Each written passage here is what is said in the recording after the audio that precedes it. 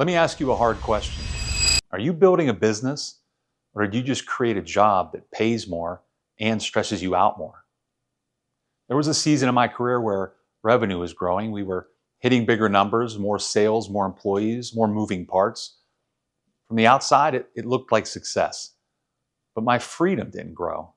My stress did. I was still solving every problem, still closing deals, still approving expenses, still emotionally carrying the team, and still the bottleneck. And I had to confront something uncomfortable. I hadn't built a scalable business. I had built a high-pressure job with a salary. And here's the painful part.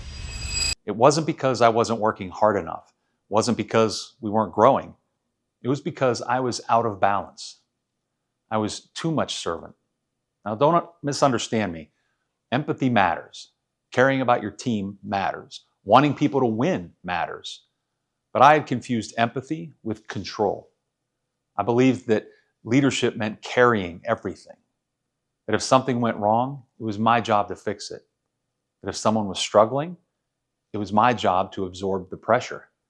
That if standards weren't being met, I would just step in and do it myself. I equated control with leadership. And what that really meant was this. I wasn't empowering my people. I wasn't transferring ownership. I wasn't holding a standard from minute one. And deep down, I didn't fully trust that they could execute. That was my fault. I hadn't established excellence at the hiring stage. I hadn't clearly defined expectations. I hadn't enforced accountability early enough. So instead of requiring growth from the team, I absorbed the stress myself. And here's what happens when you do that. You prevent execution.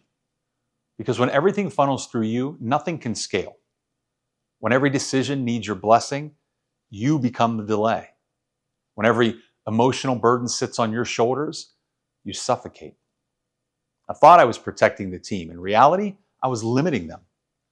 And I was exhausting myself at the same time. The turning point came when I realized something uncomfortable. My desire to make everyone happy was preventing the business from executing at the level required to grow. Listen to that again. My desire to make everyone happy was killing execution. That's when the savage side had to show up. Not in cruelty, not in ego, not in aggression, but in standards. I had to raise expectations. I had to fire faster when alignment wasn't there.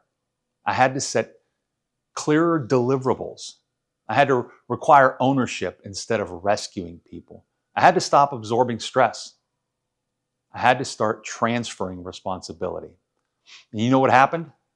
Freedom started to grow. Because real freedom in business doesn't come from revenue. It comes from standards. It comes from systems. It comes from people and team members who own outcomes.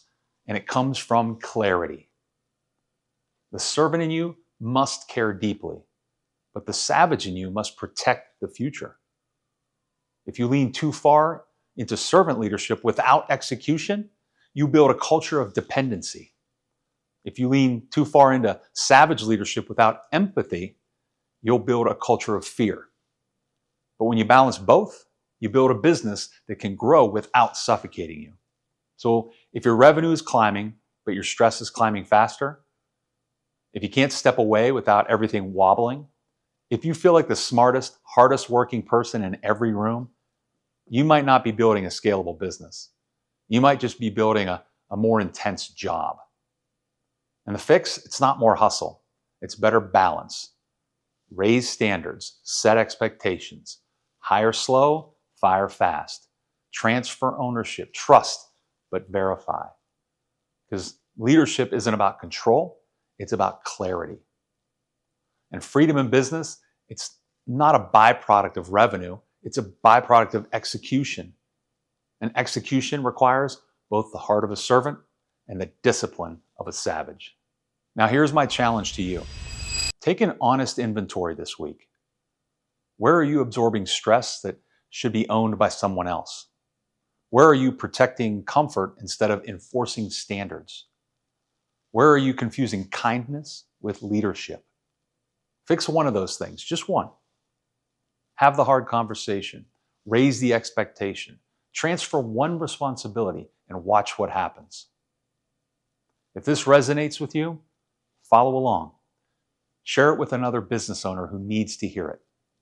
And drop a comment with the word standards if you know it's time to raise yours. Because the goal isn't just to grow revenue, it's to build a business that grows without breaking you. And that starts today.